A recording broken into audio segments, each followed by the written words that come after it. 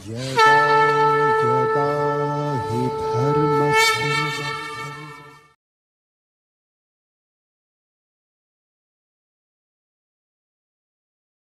तो मेरे पीछे दोहराइए। संजय उवाच तं तथा कृपयाविष्टम् अश्रुपूर्णाकुलेक्षणम् विषीदन्तम् इदं वाक्यम् उवाच मधुसूदन। श्रीभगवानुवाच कुतस्त्वाकस्मलम् इदम्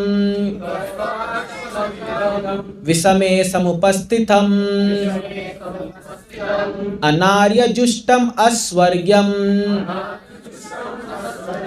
अकीर्तिकरमर्जुन क्लैब्यमास्मगमः पार्थ नैतत्त्वयि उपपद्यते क्षुद्रं हृदय दौर्बल्यं त्यक्त्वोत्तिष्ठ परन्तप। अर्जुन उवाच कथं भीष्मम् अहं सांख्ये द्रोणं च मधुसूदन इषुभिः प्रतियोत्स्यामि पूजार्हाव अरिसूदन। गुरून् हत्वा हि महानुभावान् श्रेयो भोक्तुं भैक्षमपीह लोके हत्वार्थकामांस्तु गुरूनिहैव भुञ्जीय भोगानुर्दिरप्रदिग्धान् न चैतद्विद्म कतरन्नो गर्यो यद्वा जयेमा यदि वा न जयो यानेव हत्वा न जीविषाम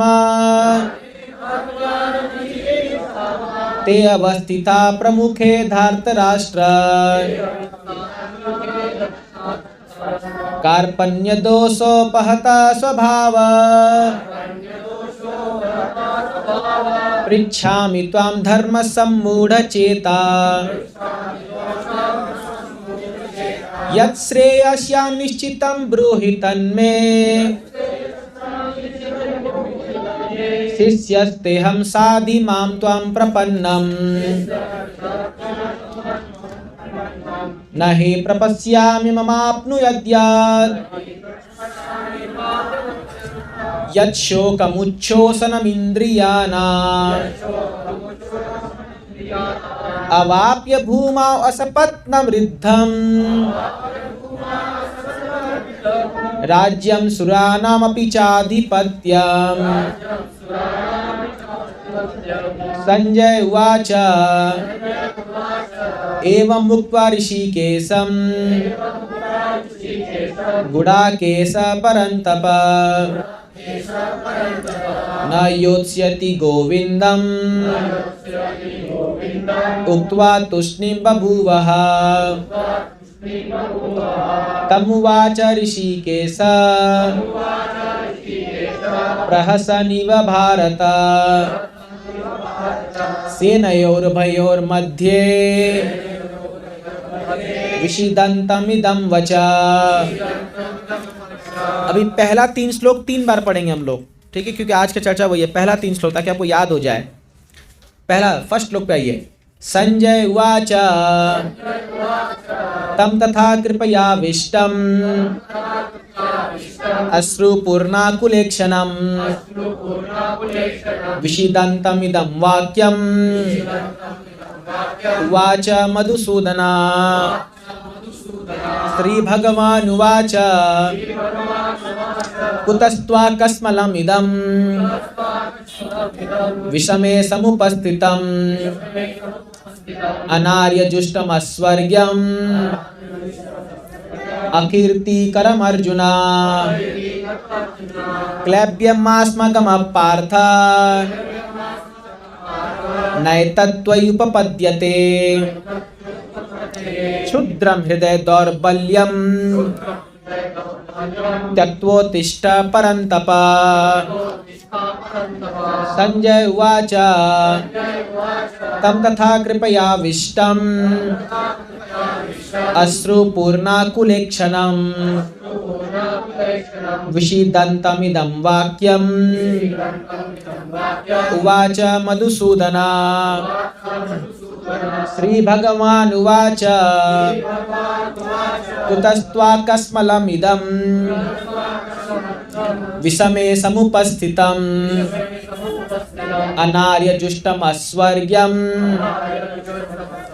अकीर्तिकरमर्जुन। क्लैब्यमास्मगमः पार्थ नैतत्त्वयुपपद्यते क्षुद्रं हृदय दौर्बल्यं त्यक्त्वोत्तिष्ठ परन्तप। संजय उवाच तं तथा कृपयाविष्टम् अश्रुपूर्णाकुलेक्षणम् विषीदन्तमिदं वाक्यम् उवाच मधुसूदना। श्रीभगवान् उवाच कुतस्त्वाकस्मलमिदं विषमे समुपस्थितम् अनार्यजुष्टमस्वर्ग्यम् अकीर्तिकरमर्जुन। क्लैब्यमास्मगमः पार्थ नैतत्त्वयुपपद्यते क्षुद्रं हृदय दौर्बल्यं त्यक्त्वोत्तिष्ठ परन्तप। हरे कृष्णा कृष्णा कृष्णा हरे हरे हरे राम राम राम हरे हरे। तो 3 श्लोक पे आज हम चर्चा करने वाले हैं। दूसरा अध्याय। पहले अध्याय में अर्जुन ने 5 कारण बताए थे जो क्यों वो युद्ध नहीं करना चाहता है। तो अभी एक एक करके आप वो 5 कारण मुझे बताएंगे, क्योंकि आपने क्लास सुना, मैं एब्सेंट था, तो इसलिए कौन बताएगा पहला कारण अर्जुन युद्ध नहीं करना चाहता था? हाँ, मोहग्रस्त हो गए थे। चलिए बढ़िया। यस, दूसरा कारण श्लोक के साथ बताए तो और अच्छा रहेगा। मतलब कोई क्लास ठीक से नहीं सुना, उसको रिवाइज करना पड़ेगा, है ना? हाँ वो तो ठीक है। यस, भय। क्या चीज का भय? हाँ, पाप करने का भय, पाप कर्म का भय, ये एक कारण है। पहला कारण था कंपैशन, हाँ, अपने स्वजनों के प्रति दया की भावना, compassion for friends and relatives. तो ये था श्लोक नंबर 1.28 से लेके 30 तक, 28 से 30 तक। इसलिए नोट्स बनाया करिए। अब से जब भी आप क्लास में आए, एक छोटी सी किताब और एक पेन ले आए करिए। हालांकि मुझे हो सकता है शायद आप बचपन में नोट्स नहीं बनाए होंगे, स्कूल में फांकी मारा होगा, दूसरे से नोट्स लेके पढ़ते थे हम लोग, लेकिन अब नहीं चलेगा, है ना? तो इसीलिए क्या है, नोट्स बनाइए और नोट डाउन कीजिए, आपको बहुत काम आएगा। क्योंकि आज मैं आपको क्लास दे रहा हूँ, कल आपको क्लास देना है लोगों को। हाँ, ये मत समझिए कि आप हमेशा स्टूडेंट रहेंगे। ऑफकोर्स हम हमेशा स्टूडेंट हैं, बट हम आप सबको टीचर भी बनना है। हाँ, एक दिन आना चाहिए जब गली गली में गीता क्लासेस चलेगा, ठीक है? इस गली का टीचर ये, इस गली का टीचर ये, आप सब टीचर बनेंगे, है ना? तो ये हमारा गोल है, ठीक है ना? तो इसलिए नोट डाउन कीजिए। पहला चैप्टर का 28वां से लेकर 30वां श्लोक में अर्जुन जो है वो दया दिखाते अपने जो सज्जनों के प्रति, कि मैं कैसे इनको मारूं, है ना? और दूसरा कारण था, मैं डिटेल नहीं जा रहा हूं क्योंकि चर्चा हो चुकी है ऑलरेडी इस पे। दूसरा कारण था कि अगर मैं जीत भी जाता हूं तो क्या फायदा ऐसे साम्राज्य का जिसमें मेरे ही लोग नहीं होंगे, है ना? मान लीजिए आप परिवार से लड़ करके कोई घर का कब्जा करते हो और परिवार वाले ही नहीं है, तो किसके लिए घर बनाया? अकेले तो रहने का मजा नहीं कर पाओगे आप। तो वही अर्जुन सोचा था कि मैं अपने भाई, गुरु, पितामह, ये सबसे झगड़ा कर रहा हूँ, इन सबको मार के मैं ये साम्राज्य प्राप्त करूँगा, लेकिन मैं भोगूंगा किसके साथ, है कि नहीं? What is the use of that kingdom without my relatives friends. तो ये दूसरा कारण था जो 1.31 से 33 के बीच में अर्जुन ये बात बताते हैं। तीसरा था फियर ऑफ सिंफुल रिएक्शन, पाप चढ़ेगा मेरे को क्योंकि ये लोग निर्दोष हैं और मैं अगर इनको मारूंगा तो मुझे अननेसेसरीली क्लीनिंग करने का हत्या चढ़ेगा, मुझे पाप चढ़ेगा। यह है 1.36 to 38, 36 से लेकर 38 श्लोक तक अर्जुन ये भय को दर्शा रहे हैं कि मुझे पाप चढ़ेगा। चौथा था कि अगर मैं इन लोगों को मार दूंगा तो इनकी पत्नियां विधवा हो जाएगी और इनके जो बच्चे हैं वो फिर उनको क्योंकि पिता का वो गाइडेंस नहीं मिलेगा तो इसीलिए जो है फैमिली ट्रेडिशन, कुलक्षय हो जाएगा, पूरी परंपरा नष्ट हो जाएगी, है ना। कुलक्षय, आप देखिए किसी परिवार में जब कोई मतलब एक व्यक्ति चला जाता है जो पूरे परिवार की नींव होता है तो पूरा कुल हो जाता है, तहस नहस हो जाता है। उसी प्रकार जैसे कोई एक संस्था के जब संस्थापक चारे चले जाते हैं, कोई मान लो गुरु की हत्या हो गई या गुरु निधन हो गए तो पूरा कोलैप्स कर जाता है पूरा, आप देखो पूरा एक परिवार ढल जाता है ना। तो इसी वो बता रहे हैं 1.39 to 43, 39 से लेकर 43 श्लोक में ये बता रहे हैं। और पांचवा है इनडिसीजन, किन कर्तव्य विमूढ़, क्या करे क्या ना करे की स्थिति, वो 2.6 में बताएंगे अभी अर्जुन। ये पांचवा कारण है इनडिसीजन। ये अर्जुन के रीजंस थे कि मुझे क्यों युद्ध नहीं करना है, और एक आम आदमी जब इनको पढ़ेगा तो बोलेगा बहुत वैलिड रीजन है। सच है कि नहीं? आप सबको लगेगा कि बहुत सही बात बोल रहा है भाई, छोड़ो लड़ाई झगड़ा, क्या दरकार है। लेकिन नहीं, ये भगवान की दृष्टि से गलत है। अभी भगवान इन सभी कारणों का खंडन करेंगे, आप देखोगे एक एक करके सभी कारणों से। देखिए यही भगवत्ता की महानता है, क्या सही है क्या गलत है, ये धर्म क्या बोले विडंबना है, ये हम नहीं पता लगा सकते हैं। इसीलिए अब एक एक करके भगवान धर्म की स्थापना करेंगे, क्योंकि हम पहले ही पढ़ चुके ना भगवान क्यों धरती पर आते हैं, धर्म संस्थापनार्थाय संभवामि युगे युगे। धर्म क्या है?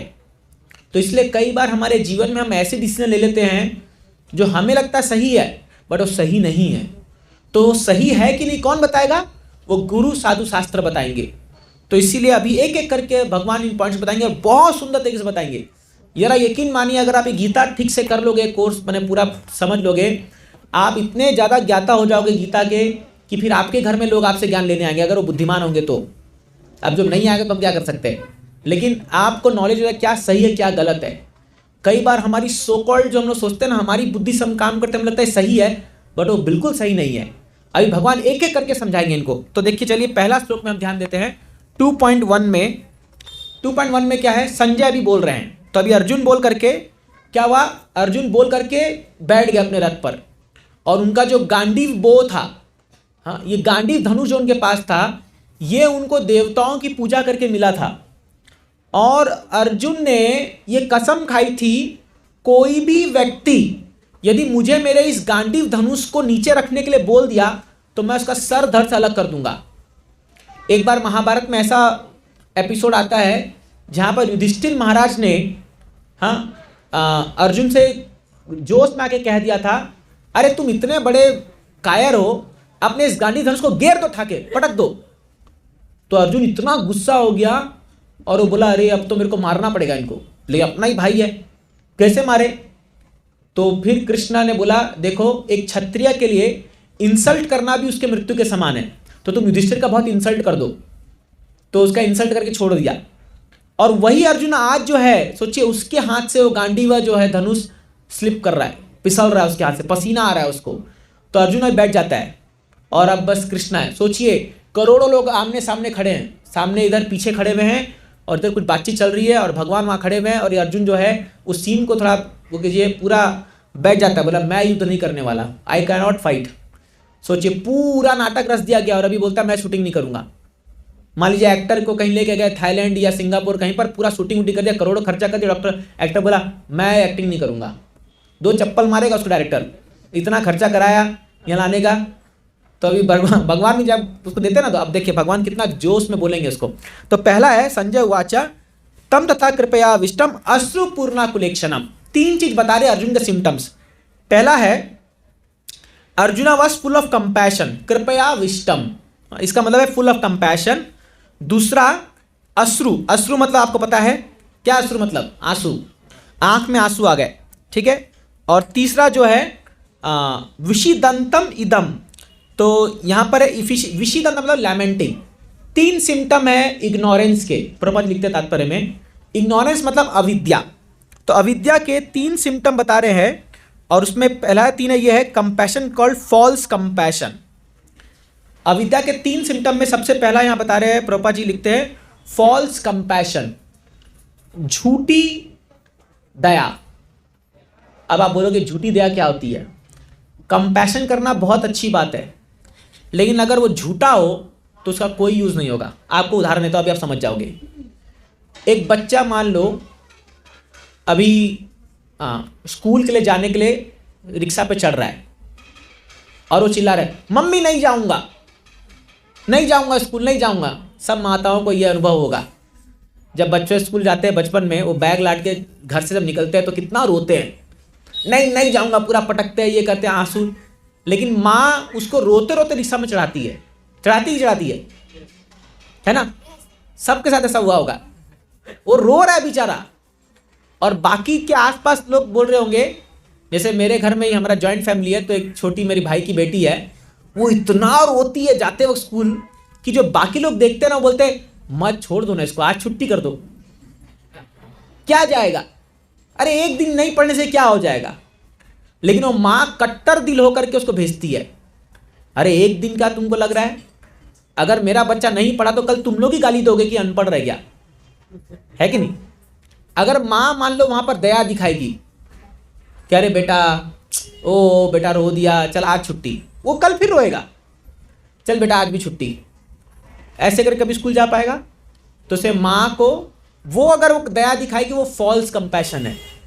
करेक्ट है कि नहीं है? वो फॉल्स कंपैशन है। हाँ। जैसे ही जब हम लोग बाहर पढ़ने के लिए निकले घर से बाहर, तो जब भी जाए आप देखोगे माताएं रोती है जनरली, माँ है ना। जब हम कॉलेज में पढ़ते थे तो हॉस्टल में रहते थे, तो जैसे ही घर से निकलेंगे तो वो इतना इमोशनल सीन हो जाता है वहाँ पर कि अगर आप माँ का चेहरा देख लो तो आप निकल नहीं पाओगे। जैसे अभी कल ही मैं घर से वापस आया ये सीन मेरे पूरा माइंड में फ्रेश है। मैं जब भी घर से निकलता हूँ ना, मैं पीछे मुड़ के देखता नहीं हूँ, क्योंकि मैं जानता हूँ अगर देख लिया तो ऐसा इमोशनल वो कर देंगे ना, आप फंस जाओगे वही ट्रैप में, है ना। तो फिर हम ट्रेन में बैठ गए, फिर माँ का फ़ोन आता है, बेटा ठीक है खाना खा लिया? हाँ माँ। हाय रे मन ही नहीं लग रहा। तो वो इमोशनल जो वो एक होता है। लेकिन अगर मान लो वहाँ पर अगर आप उस समय आप कंपैशन दिखा दिए उनको, अरे मेरी माँ रो रही है, अब कौन जाएगा पढ़ने के लिए बाहर, छोड़ो, गया आपका कैरियर। लेकिन वही माँ जब आप कुछ बन के आते हो बाहर से, कोई इंजीनियर डॉक्टर बन के आता है, तो कितने प्राउड से कहती है देखो मेरा बच्चा आ गया, है कि नहीं है। तो क्या है, दया कहाँ लगानी है कहाँ नहीं लगानी है, ये भी आपको जानना चाहिए। तो यहाँ भगवान क्या बोल रहे हैं, ये जो अर्जुन है ये फॉल्स कंपैशन दिखा रहा है। फॉल्स कंपैशन क्यों?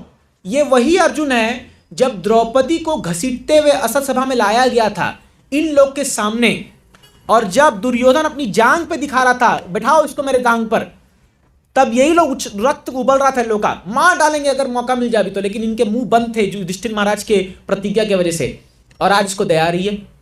जैसे एक औरत जो एक एनिमल एक्टिविस्ट है, वो बोलती है कुत्तों को मत मारो, कुत्तों को बचाओ, और अपने लंच पे बीफ खा रही थी। वो अपने लंच पे वो नॉनवेज खाती है और बोलती है we stand for dogs. Pune में मेरी एक सिस्टर रहती है, वो बताती है कि उनके सोसाइटी में अगर एक कुत्ता बच्चा को काट दिया कोई दिक्कत नहीं है, लेकिन आप कुत्ते को पत्थर मार दिए आपको जेल हो जाएगी। वो एक्टिविस्ट वाले आ जाएंगे सारे कि बचाओ, लेकिन ये लोग सब लोग दूसरे जानवर को मारे खाते हैं। तो ये this is called false compassion. समझ रहा अभी बात?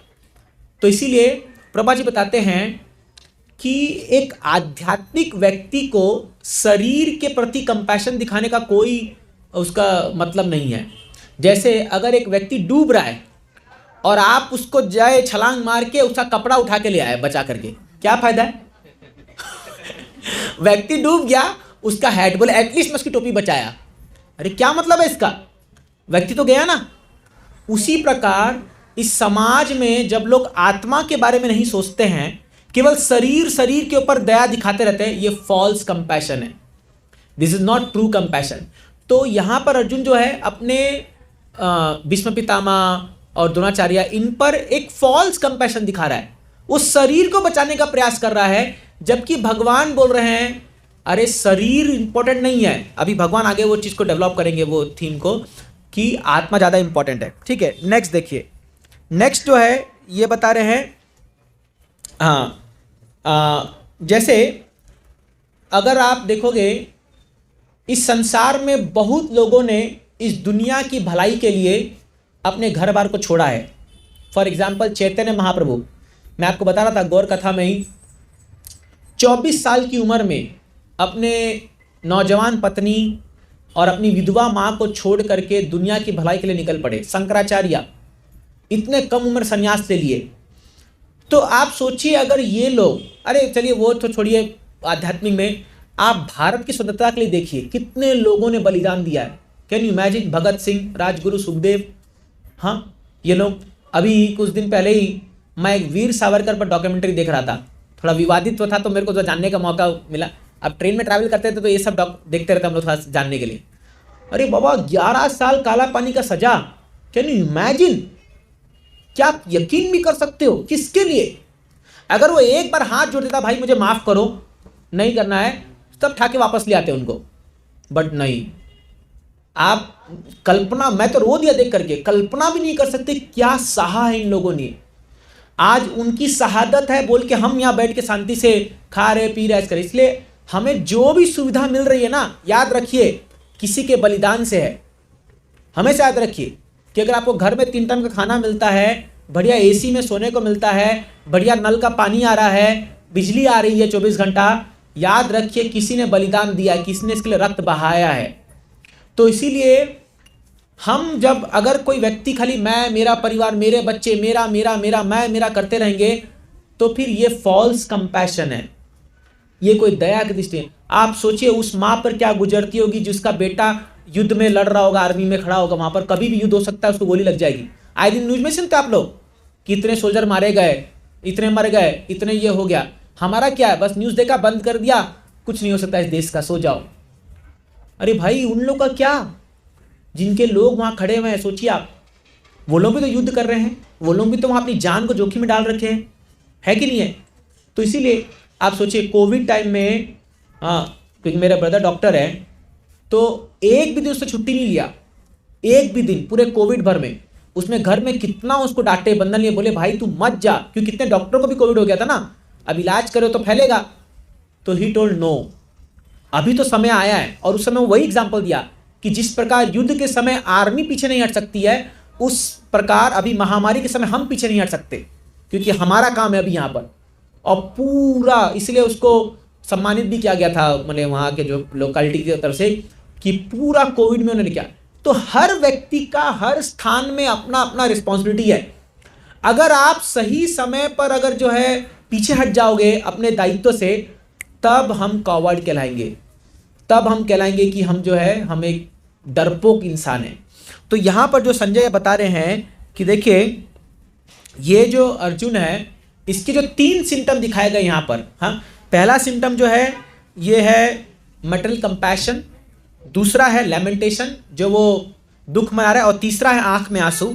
ये तीनों उसकी अविद्या को दिखाता है कि वो कितना इग्नोरेंट है, उसको ज्ञान नहीं है अभी, और अभी आगे ज्ञान देंगे। और क्योंकि उसको ज्ञान नहीं है, वो अज्ञानता में है, इसलिए संजय अभी यहां पर भगवान का क्या वर्ड यूज करते नाम लेते हैं, मधुसूदना। ये बड़ा इंटरेस्टिंग है। पूरे भगवत गीता में जब भगवान के लिए नोमेनक्लेचर यूज किया जाएगा, आप देखोगे अलग अलग जगह पे संजय अलग अलग नाम का उपयोग करेंगे भगवान का। हाँ, मधुसूदना, गोविंदा, अलग अलग नाम। क्यों? क्योंकि वो उस वर्ड का सिग्निफिकेंस है। जिस प्रकार भगवान ने मधु नामक एक दैत्य को मारा था, उसी प्रकार संजय धृतराष्ट्र को यह बताना चाह रहा है कि हे धृतराष्ट्र, ज्यादा सुख मत मनाओ। क्योंकि धृतराष्ट्र जैसी देखा कि यार अर्जुन तो शोक में पड़ गया, बड़ा मस्त है, तो अब तो ये युद्ध से हट जाएगा, और अर्जुन हटा मतलब गेम खत्म, मैं जीत जाऊंगा, मतलब हमारे बच्चे जीत जाएंगे। तो वो तुरंत बोलते हैं धृतराष्ट्र तुम इस भ्रम में मत रहो, क्योंकि मधुसूदन, जो व्यक्ति ने मधु नामक एक दैत्य को मारा था, अभी वही मधुसूदन अर्जुन के इस जो दैत्य नामक जो डाउट है, जो इसके जो संशय है, इसको काट के भस्म करने वाले हैं। अभी इसको काट देंगे भगवान, इसलिए बोले उवाच मधुसूदना। अभी मधुसूदन बोलने लगेंगे। अब नेक्स्ट श्लोक से पहली बार भगवान बोलना शुरू किया भगवद गीता में, इसीलिए वर्ड आया क्या, श्री भगवान उवाच। याद रखिए, जब भी व्यास देव इस गीता को लिखे तो जब अर्जुन बोले तो बोलते अर्जुन उवाच, संजय बोले तो बोलते संजय उवाच, धृतराष्ट्र बोले धृतराष्ट्र, लेकिन जब कृष्ण बोले तो क्या बोले, श्री भगवान उवाच। केवल भगवान नहीं, श्री भगवान। क्यों श्री? क्योंकि श्री शब्द लक्ष्मी करो, भगवान की शक्ति का सूचक है श्री शब्द। तो भगवान जब वहां बोल रहे हैं तो ये नहीं कि भगवान एक आम आदमी की तरह बोल रहे हैं, वो अपनी पूर्ण शक्ति के साथ बोल रहे हैं। और उसी परपोर्ट में, दूसरे श्लोक के परपोर्ट में श्रील प्रभुपाद जी भगवान शब्द का मतलब बताते हैं। भगवान शब्द का मतलब है जो 6 ऑपुलेंस है, ठीक है। हाँ, पराशर मुनि श्रील व्यास देव के पिता ने भगवान शब्द की व्याख्या की है। तो उसमें बताते हैं जिस व्यक्ति के पास ये 6, भगा मतलब ऑपुलेंस, भगा मतलब ऑपुलेंस इन द सेंस ऐश्वर्य, और वान मतलब जो पोजेस करता है। जैसे आप बोलते हो ना धनवान, ज्ञानवान, तो जिसके पास धन है वो धनवान। अभी कोई गरीब का बोलोगे बहुत धनवान है ये, अरे हंसेगा कोई आप पर, है ना। कोई फेल हो रहा है हर एग्जाम में, बोलोगे बड़ा ज्ञानी ज्ञानवान व्यक्ति है ये, क्या है ये मतलब। तो जिसके पास जो चीज है उसको संबोधित करते हैं। तो भगवान मतलब जिस व्यक्ति के पास 6 प्रकार के ऐश्वर्य पूर्ण मात्रा में। चलिए अभी क्या है वो 6 ऐश्वर्य आप देखते हैं यहां पर। सबसे पहला सुंदरता, मैं ऑलरेडी इस पे बोल चुका हूं, लेकिन अभी फिर कभी व्याख्या डिटेल में करूंगा, अभी हम आगे बढ़ेंगे। सुंदरता, इस दुनिया में लोग बहुत सुंदर होते हैं, बहुत सारे सुंदर सुंदर लोग होते हैं, इसलिए कोई मिस वर्ल्ड बनता है, कोई मिस्टर वर्ल्ड बनता है, कोई कुछ बनता है, लेकिन वो हर साल बदल भी जाते हैं या हर 2 साल में। इस दुनिया में कोई व्यक्ति नहीं है जो बोल सकता है कि मैं सदैव सुंदर था और हमेशा सुंदर रहूंगा, नहीं। कोई बोल सकता है? कोई क्लेम कर सकता है? हाँ, गया जमाना ऐश्वर्या राय का, गया ना। एक समय जब विश्व सुंदरी बनी थी, पागल हो गए थे लोग। कई जगह तो ऐसे थे कि वो कोई अगर एक्ट्रेस आ जाए और वो एक रुमाल छोड़ दे, जान पे लोग पड़ जाते थे उसको लेने के लिए। अभी कोई पूछता भी नहीं उनको, उन एक्ट्रेस को। मैं सुनता था ऐसा पहले, है कि नहीं। सब बुढ़ा गए एकदम। अभी वो पब्लिक में आना नहीं चाहते वो लोग, क्योंकि रिंगल्स दिखेगा, कितना छुपाओगे। आंख गड़ गई है, बाल सफेद हो गए, चलो उसको तो काला लगा लोगे, लेकिन कितना छुपाओगे अपनी बुढ़ापे को। बुढ़ापा तो दिखेगा एक दिन। तो कोई भी व्यक्ति नहीं बोल सकता कि मैं सर्व सुंदर हूं या सुंदरी हूं, नॉट पॉसिबल। आप कुछ समय के लिए हो सकते हो, but not all the time. But अगर आप कृष्णा को देखोगे तो कृष्ण जब महाभारत युद्ध में खड़े थे वहां पर, उनकी उम्र 125 साल लगभग होगी, लगभग। हाँ, लेकिन वो 16 साल के एक नौजवान की तरह दिख रहे थे वहां पर। कृष्ण का आप कभी देखे हो? कृष्ण बुढ़ापे में से बूढ़ा हो गए, एकदम रिंकल्स आ गया, कोई फोटो देखा है क्या उनका? कोई देखा आपने ऐसा फोटो कि बूढ़े हो गए एकदम, ऐसा झुर्रा गए एकदम, और अरे जी ना क्या बोली तुमके, ऐसा कुछ नहीं, आप कभी नहीं सुनोगे। आप कभी भी उनकी आवाज आप सुनोगे, आप देखोगे एकदम थंडरबोल्ट के समान है। भगवान जब बोलते हैं, एवर फ्रेश नव यौवनम च, उनका जो स्किन है वो एकदम पिघले हुए मक्खन के समान है। मैं बोला तब तक कांचन गौरांगी, चैतन्य महाप्रभु का भी ऐसे ही था। तो भगवान इतने सुंदर हैं कि भागवतम में एक श्लोक आता है कि जब एक व्यक्ति सामने से तीर मारता था अर्जुन को, तो वो अर्जुन के सामने कौन खड़ा है? कृष्ण खड़े हैं। अर्जुन का जब तीर आता था तो उसको लगता था वो कृष्ण का सुंदर चेहरा देख के मरता था। जितने भी लोग अर्जुन के द्वारा मारे गए हैं महाभारत में, सबको भगवत धाम प्राप्त हुआ है।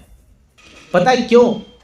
क्योंकि अर्जुन का तीर आके जब उनको लगता था तो जो उसका खून बहता था, क्योंकि एक भक्त ने उसको तीर मारा, उसका सारा सिंफुल रिएक्शन गायब हो जाता था, सारा पाप हर लिया अर्जुन ने, और वो भगवान को देखते हुए शरीर छोड़ रहा है। इतना सुंदर शरीर भगवान का देखते हुए छोड़ रहा है शरीर, तो कौन भगवत धाम नहीं जाएगा? हमारा यही तो गोल है ना कि भाई भगवान का चेहरा सामने हो। आप सोचेंगे क्या भाग्य इन लोगों का, युद्ध भी करने आए तो भगवान को पहले देख रहे हैं, और भगवान इतने सुंदर, ना करली हेयर एकदम पकड़े हुए, इसलिए पार्थ सारथी का जो रूप है भगवान का वो इतना सुंदर है। भीष्म पितामह जब लेटे हुए थे सैया पर, पूरा उनका बाण से भेद दिया गया था, किसको याद कर रहे हैं? वो पार्थ सारथी रूप को याद कर रहे हैं, क्योंकि भीष्म वही देखा था ना रूप। जब अर्जुन जो है भगवान उसको व्हील लेके, जो उसको एक रथ का पहिया लेके मारने आए थे, वो रूप को याद कर रहा है। भगवान कितने सुंदर हो आप, और उसको क्या गुणगान कर रहा है? भगवान आप तो सुंदर हो ही ऑलरेडी, लेकिन जब आप दौड़ रहे थे तो जो धूल है जमीन की, वो आपके जब उस पर लगती है आप और सुंदर बन जाते हो। यही है तो पांडुरंगा। हम जो पांडुरंगा विठला बोलते हैं, ये पांडुरंगा कौन है? जब भगवान शाम की धूप में निकल के आते हैं अपने गायों को चरा करके, जो धूली बेला में जब गाय के पाँव से जो धूल उड़ते हैं वो भगवान के शरीर में लगते हैं तो उनका रंग बन जाता है, वो बोलते हैं पांडुरंगा। वही है पांडुरंगा। इतने सुंदर दिखते हैं भगवान, तो इतने सुंदर है भगवान, उनको कोई बुढ़ापा नहीं आता, इसलिए वो ऑल द टाइम सुंदर है। कंदर्प कोटि कमनीय विशेष शोभम गोविंदम आदि पुरुषोत्तमम भजामि। करोड़ करोड़ कामदेव उनके सामने घुटने टेक देते हैं, भैया इनसे सुंदर कोई नहीं है, ये तो सुंदर। अब मैं भाव में आ जाऊंगा तो बहुत बोल दूंगा फिर, इसलिए तो ये भगवान की सुंदरता है। नेक्स्ट, भगवान के पास ऐश्वर्य, उनका वेल्थ, धन। अरे आप कितना धन की बात कर सकते हो? भगवान के सोचिए 16,108 रानियां ने उनको विवाह किया, हर एक को एक एक पैलेस बना के दिया, और हर एक को जो उसका जो पैलेस था उसका भागवत में मेंशन है कि उसमें आइवरी का गेट, सोने का सिंहासन, सोने का जो है बेड, और उसके ऊपर एकदम मखमल जो है, मतलब इतना ऑपुलेंस भगवान के पास था। खैर बोलने की दरकार क्या है, इस संसार में कोई लखपति, हाँ करोड़पति, अरबपति, खरबपति बन सकता है, लेकिन कोई लक्ष्मीपति नहीं बन सकता। लक्ष्मीपति एक ही है, वो है कृष्णा या भगवान विष्णु। तो कोई उनको दरकार नहीं है किसी के धन की, समझ रहे आप, है ना। आप देखिए भगवान तिरुपति जाइए ना, इतना धन लेके बैठे हुए हैं कि मतलब कोई गिनती नहीं है, मैंने इस दुनिया में भी। तो भगवान के पास कोई कमी नहीं है, इसलिए वो धनवान है, सबसे धनवान है। तो ये दूसरा भगम है। तीसरा जो है उनका नॉलेज, उनका ज्ञान। एक बार भगवान के मुख से जो निकल गया वो वेद वाक्य है, कोई इसको बदल नहीं सकता। आप देखिए इस दुनिया में जितने प्रकार के ज्ञान आते हैं सब रिवाइज होते रहता है, बट भगवान ने गीता में जो एक बात बोल दी, मैं पहले भी कह चुका हूं, वो 2 करोड़ साल पहले भी उतनी ही वैल्यूएबल थी, 5,000 साल पहले भी उतनी थी, आज भी है, और आने वाले लाखों साल तक ये वही गीता एज इट इज रहेगी। वो कभी गलती नहीं बोल सकते। जो भगवान बोल दिए मतलब बोल दिए। तो सबसे ज्यादा ज्ञानवान है एल्बर्ट आइंस्टाइन, आइजैक न्यूटन, इनके सामने कुछ भी नहीं है, वो कीड़े मकोड़े के समान इनके सामने। भगवान का जो ज्ञान है, हाँ अभूतपूर्व ज्ञान। भगवान के बारे में कहा जाता है अकुंठ मेधसा। अकुंठ मेधसा मतलब उनकी मेधा शक्ति इतनी पावरफुल है कि वो कोई चीज भूल नहीं सकते। जब अर्जुन को भगवान कहते हैं कि अर्जुन मैं और तुम बहुत बार जन्म ले चुके हैं, जैसे नर नारायण के रूप में लिए थे, तो अर्जुन बता रहे मैं कैसे मानूं? बोले मुझे सब याद है, तुम सब भूल चुके हो, मुझे सब याद है। तो भगवान को सब कुछ याद है, हम किस जन्म में क्या बने थे, हमने किस दिन में किस टाइम में क्या किया था, क्या सोचा था, एवरीथिंग उनको याद है। वो नहीं भूलते, कभी नहीं भूलते कोई भी चीज। अभी भगवान को याद हो जाएगा कि आप लोग यहां बैठ के 1 घंटा सत्संग सुने थे, ये जिंदगी भर याद रहेगा, जिंदगी नहीं इटर्नल टाइम तक ये आपके रजिस्टर हो जाएगा आपके खाते में कि आप लोग शनिवार शाम को दत्त गणेश मंदिर में बैठ के भगवत गीता पे कथा सुन रहे थे। ये रजिस्टर हो गया ये हो जाता है। आप एक भी माला जप करते हो, एक भी नाम जप करते हो, भगवान को याद रहता है कि भाई ये। मैं आपको एक उदाहरण देता हूँ। द्रौपदी को जब भगवान ने बचाया, वो साड़ी दिया, तब तो द्रौपदी को बाद में भगवान बोलते अरे यार तुम गजब करते हो, एकदम लास्ट मोमेंट आ गया था, पूरा इज्जत जाने वाली थी और तुम क्या इतना तुम्हारा टाइम सिस्टम कुछ है कि नहीं है? बोले द्रौपदी क्या करूं, तुमने बुलाया एकदम एंड मोमेंट पर। पहले तो तुम ही पांडवों सब लोग को बुला रही थी, तो मैं बोला यार मेरा तो नाम ही नहीं बुलाया, मैं क्यों आऊँ, टाइम वेस्ट करने क्यों आऊँ मैं, तो लास्ट में बुलाया। तो बोले ठीक है इतना साड़ी देने क्या दरकार था। तो भगवान बताते द्रौपदी भूल गई, एक बार जब द्वारका में मैं सब्जी काट रहा था, हाँ अब भगवान को दरकार नहीं लेकिन फिर भी अपनी पत्नी के लिए काट रहे होंगे, सबको काटना पड़ता है। तो मेरा उंगली में चोट लग गया था, तो उस समय सारी रानियां वहां बैठी हुई थी, तो सब बोले क्या करे क्या करे क्या करे। द्रौपदी ने अपने साड़ी का पल्लू फाड़ा तुरंत और बांध दिया भगवान को, बहुत कॉस्टली साड़ी होगा, तुरंत फाड़ के बांध दिया। तब भगवान ने कहा था इस पल्लू में जितना धागा है उतना का साड़ी बना के दूंगा तुमको, मतलब जितना धागा है उतना साड़ी तुमको मैं दूंगा। तो तुम भूल गए, मुझे याद है। इसीलिए अगर आप भगवान के लिए एक भी काम कर देते हो, कुछ भी छोटा भी काम, आप जिंदगी भर भगवान याद रखेंगे इसने किया था ये काम, भगवान नहीं भूलते कभी भी। तो ये है भगवान का ज्ञान, भगवान की मेधा शक्ति। ये तीसरा ऑपुलेंस है। चौथा ऑपुलेंस है क्या, मैंने बताया ब्यूटी, फिर चौथा स्ट्रेंथ, उनका ताकत उनके अंदर। आप देखिए, आप कृष्ण तो आपको दिखाया ही है, जब गोवर्धन पर्वत उठाया था भगवान ने, अरे 7 साल का बालक एक छोटी सी उंगली में इतना बड़ा पर्वत, आज अगर आप उस पर्वत की परिक्रमा करते हो तो 21 किलोमीटर परिक्रमा है वो, 21 किलोमीटर। आज सोचिए 5000 से पहले कितना होगा वो। जब सनातन गोस्वामी परिक्रमा करते तो 42 किलोमीटर थी, 500 साल पहले आज से लिखा हुआ है 42 किलोमीटर थी लगभग वो। उस पर्वत को भगवान जब उठा के रखे थे अपने हाथ पे, उनको कोई टेंशन नहीं, आराम से फ्लूट बजा रहे। तो एक बार शिला प्रभुपाद जी के कुछ शिष्य लोग ने ये गोवर्धन पर्वत का फोटो बनाने का प्रयास किया, तो उन्होंने दिखाया कि भगवान पर्वत उठा रहे और यहां पर एक मसल ऐसा बना दिया था पूरा। तो प्रभुपाद जी देखिए हाउ स्ट्रॉन्ग इज कृष्णा, बोले दिस इज नॉट रिक्वायर्ड, ये दरकार नहीं है भगवान को, वो ऐसी सहज उठा लेते हैं। अरे जो आप पूरे एक अपने बोलते ना गाम से भूतानी धारे में हो, जैसा अपने एक अंश मात्र पे इतने सारे बड़े बड़े प्लैनेट्स को चला रहे, उठा रखे हैं, उनके लिए क्या है गोवर्धन पर्वत, कुछ नहीं है भगवान के लिए। क्या स्ट्रेंथ है भगवान का, है कि नहीं। तो आप सोचिए हम किस व्यक्ति को पसंद करते, इसके पास ताकत है। अगर मान लो किसी लड़की को कोई वर्ड ढूंढना है तो अट्टे कट्टे आदमी को ढूंढेगी ना, अगर चॉइस होगा तो अट्टे कट्टे ना, कोई ऐसा लूला लंगड़ा सुखड़ा होगा तो कौन उसको पसंद करेगा, दो जाके कोई झापड़ मार के उसको साइड कर देगा। बट कोई स्ट्रांग व्यक्ति होता तो वो अट्रैक्ट करता है, यार ये बचा सकता है हमको। तो ये स्वाभाविक सी बात है कि भगवान को क्यों पसंद नहीं करेंगे हम लोग। ही is all strength, all powerful, सब कुछ उनके पास, इतना शक्ति है उनके पास। ये चौथा ऑपुलेंस है। पहला ब्यूटी, दूसरा वेल्थ, तीसरा नॉलेज, चौथा स्ट्रेंथ, पांचवा फेम, उनके यश। क्या फेमस नहीं है भगवान, हर जगह फेमस है भगवान, हर जगह। चाहे आप नॉर्थ जाओ, चाहे साउथ जाओ, चाहे ईस्ट जाओ, चाहे वेस्ट जाओ, हर जगह भगवान फेमस है। चलो इंडिया में ही देख लेते हैं। अब एक पर्टिकुलर कोई भगवान कहीं फेमस होते हैं, लेकिन आप अगर कृष्ण के बारे में देखोगे, ऊपर बैठे में बद्रीनारायण बन करके वहां पर तपस्या कर रहे हैं, ठीक है, नीचे तिरुपति के रूप में बिजनेस करते हैं भगवान, बहुत पैसा कमा रहे हैं। जब राजपाट करना तो द्वारका चल जाते हैं इधर वेस्ट में, हाँ, और खाने पीने का मामला जगन्नाथ बन के ईस्ट में भोजन खाते रहते हैं। तो हर जगह है भगवान, कहाँ नहीं है, हर जगह है। आपको एक बात बताऊं, इस दुनिया में एक सही एथिस्ट भी ढूंढना बड़ा मुश्किल है, जो बोल दे कि मैं भगवान को नहीं मानता। ये झूठ है। सब मानते हैं भगवान को कोई ना कोई रूप में, सब लोग मानते हैं, सब लोग। वो नहीं जानते हो कि कौन भगवान है, बट एवरीबडी फॉलोस गॉड, ये रूल है। तो Krishna is all famous, all famous. शायद चैतन्य महाप्रभु ने कहा था कि वेदोस में मध्य में या शुरुआत में या अंत में सर्व हरि गीयते, हर स्थान पे हरि का गुणगान है, भगवान का गुणगान है। इतना गुणगान करते लोग। अरे एक्चुअली हम लोग तो इतना ज्ञान नहीं हम लोग को, बट अगर आपको ज्ञान हो जाए, ऐसा बताया जाता है अनंत शेष जिसके 1000 फन है, 1000 से ज्यादा फन है, जो भगवान का सैया बनते हैं, वो अनंत काल से भगवान के गुणों का वर्णन करते आ रहे हैं और रिपीट नहीं करते। जिस प्रकार राधा रानी जब भगवान कृष्ण के लिए भोजन बनाती है, आज तक रिपीट नहीं की कोई आइटम को, कैन यू इमेजिन, आज तक रिपीट नहीं करिए, वो हर दिन अलग अलग आइटम बनाती है और हर दिन नया नया बनाई जा रही है। उसी प्रकार अनंत शेष हर दिन गुणगान करते थे 24 घंटा, और अभी तक भी वो थके नहीं है और भगवान का लिमिट कम नहीं हुआ है, क्योंकि जितना गुणगान भगवान का करते हैं उतना और बढ़ जाता है। ये भगवान का क्वालिटीज है।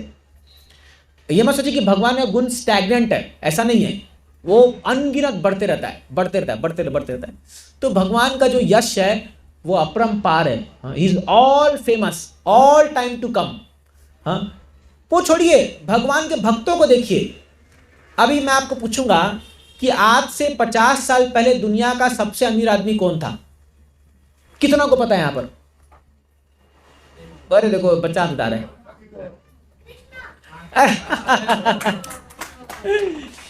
तो वो बात सच बोल रहे हैं, एक्चुअली वो सच है कि भगवान तो हमेशा से ही सबसे अमीर है।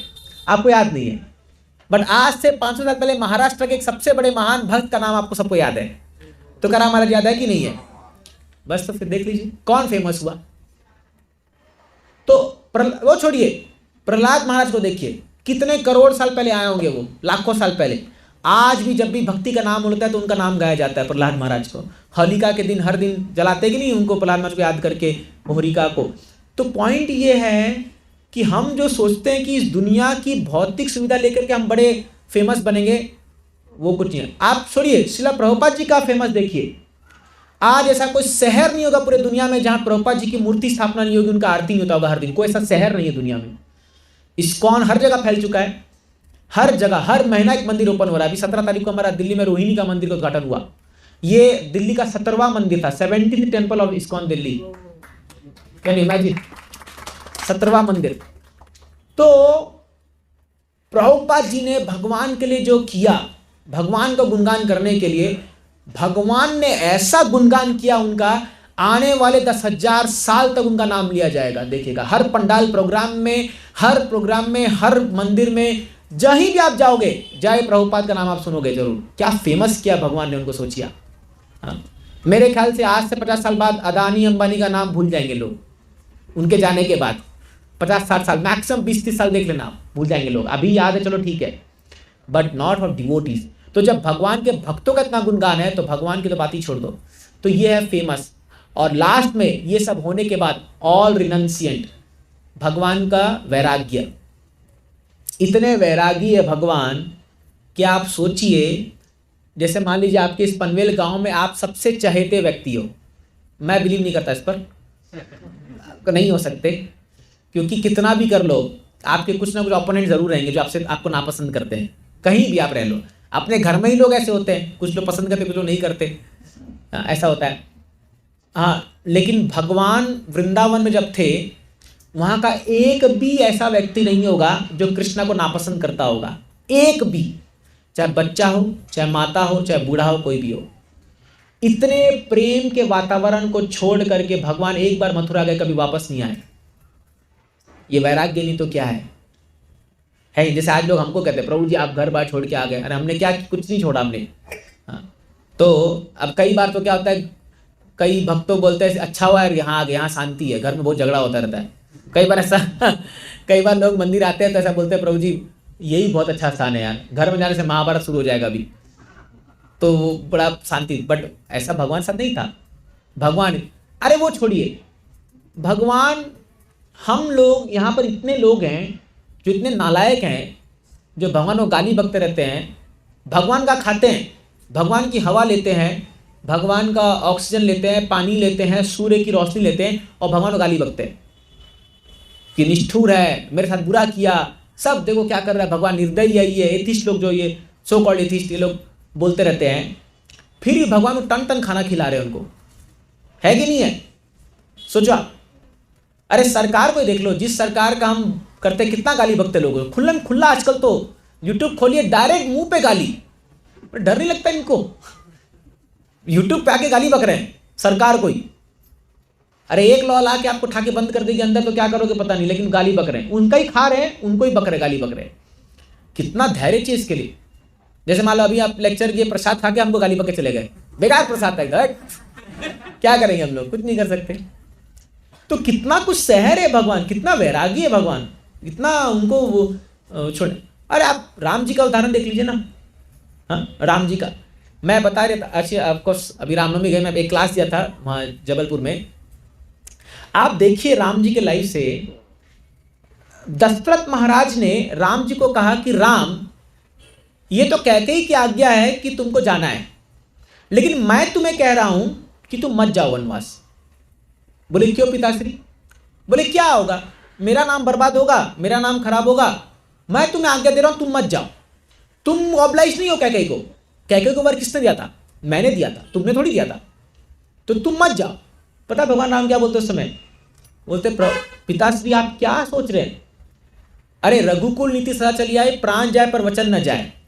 अगर आज मैं आपकी आज्ञा को फॉलो करके नहीं गया तो दुनिया, आने वाले कई जनरेशन्स तक लोग आपका बहिष्कार करेंगे या आपका वो करेंगे, और क्या आपको लगता है वो मैं बर्दाश्त कर पाऊंगा? आपकी इज्जत रखने के लिए मैं वन जाऊंगा। भले अब ये कैकेयी माँ भी अगर मुझे कह दे कि रुक जा, नहीं, मैं पहली वो आज्ञा पूरी करूंगा, बाद में इसको पूरी करूंगा, मैं जाऊंगा। अब जब दशरथ माँ चले गए, सब खत्म हो गया, तो स्वयं कैकेयी जाके राम जी को बोलती है, जब भरत मिलाप होता है, कि बेटा अब चलो वापस, हो गया सब, छोड़ो, मेरा भी ठिकाना आ गया खोपड़ी, अभी वो मंथरा ने गड़बड़ कर दिया था, सब अभी सब ठीक हो गया।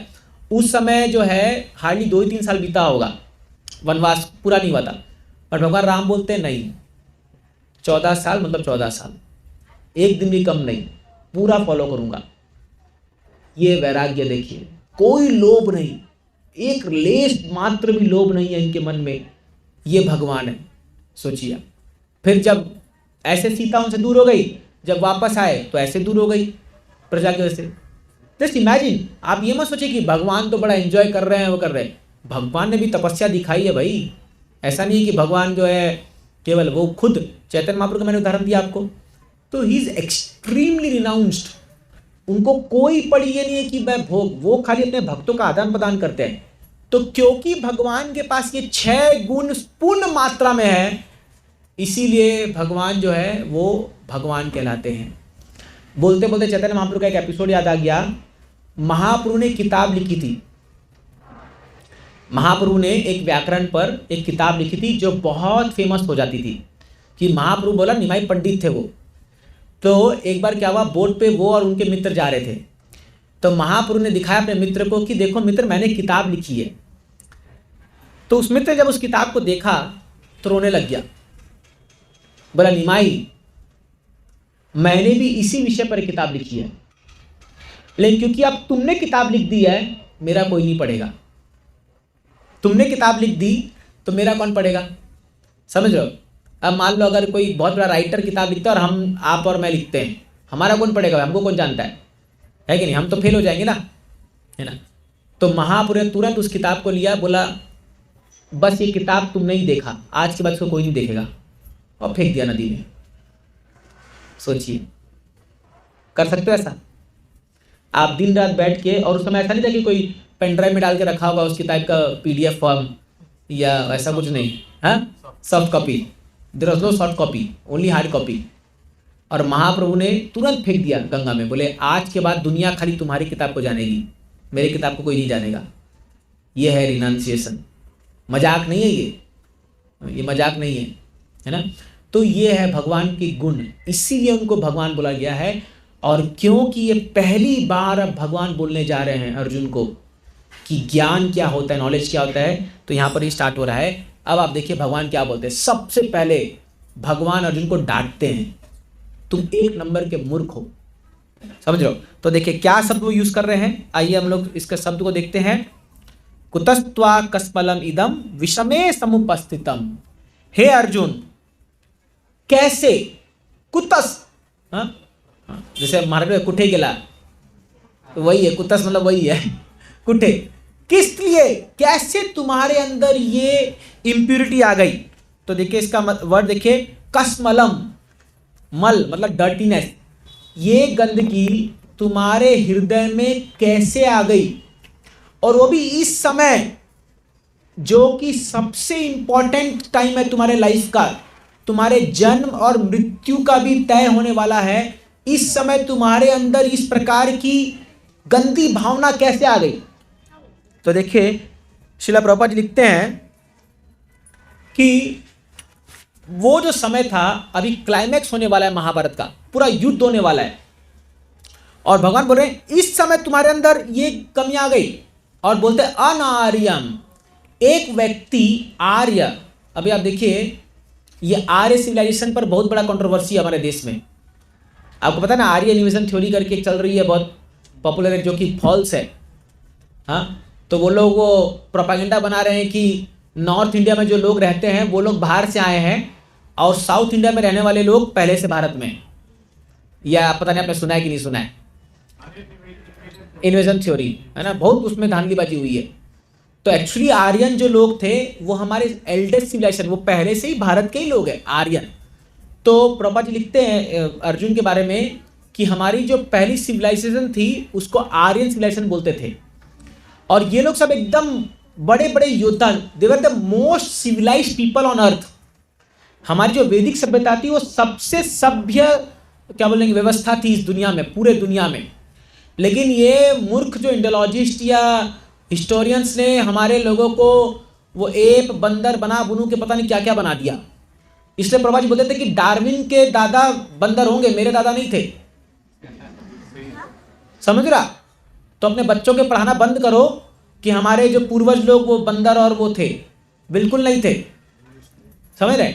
हमारे पूर्वज इतने बुद्धिमान थे कि अगर आप अभी जा करके साउथ इंडिया में मीनाक्षी का मंदिर देखो या रामेश्वरम का मंदिर देखो, आपके होश उड़ जाएंगे।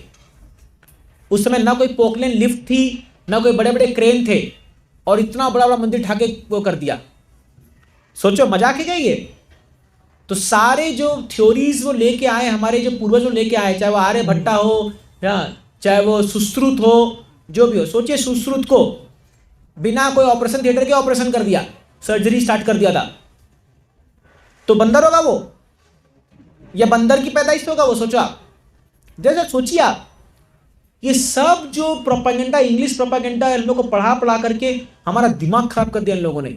बिग बैंग थ्योरी, ये थ्योरी, ये सारे ये इंडोलॉजिस्ट इन लोग की सब चाल है हम लोग को। इसलिए मैं बोलता हूँ पहले गीता पढ़िए, समझ में आएगा आपको कि कैसे लोग थे हमारे पूर्वज लोग, जिन लोगों ने क्या महान महान काम किए, और हम लोगों को बंदर मान के बैठे हुए। सोचिए कितना बड़ा दब्बा है हमारे सिविलाइजेशन पर इसको लेकर के।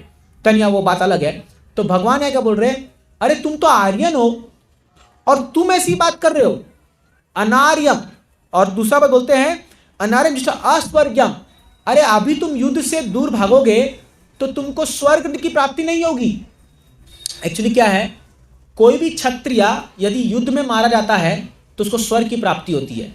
इसलिए क्षत्रिय के लिए नियम है कि कभी भी वो अगर कोई युद्ध के लिए ललकारता है वो मना नहीं कर सकता, वो मना नहीं कर सकता। युद्ध के लिए जब कोई ललकारेगा तो एक क्षत्रिय का नियम है, वो मना नहीं कर सकता। युद्ध गैम्बलिंग, इसलिए Yudhishthira Maharaj was obliged to play gambling. तो भगवान बोलते हैं अनार्यम अस्वर्गम अकीर्ति। ये तुम घृत कार्य करोगे तो पूरा दुनिया तुम्हारा अपयश गाएगा। पूरा दुनिया सोचेगा कि ये कैसा है ये अर्जुन, इसकी कोई ख्याति नहीं रह जाएगी। तुम्हारे अंदर ये डटनेस कहाँ से आ गई है? प्रभा जी एक बहुत सुंदर स्टेटमेंट बोलते हैं, इसको पहले हिंदी इंग्लिश में बोलता फिर हिंदी में बताऊंगा। The greatness of a man is estimated by his ability to tolerate the provoking situations.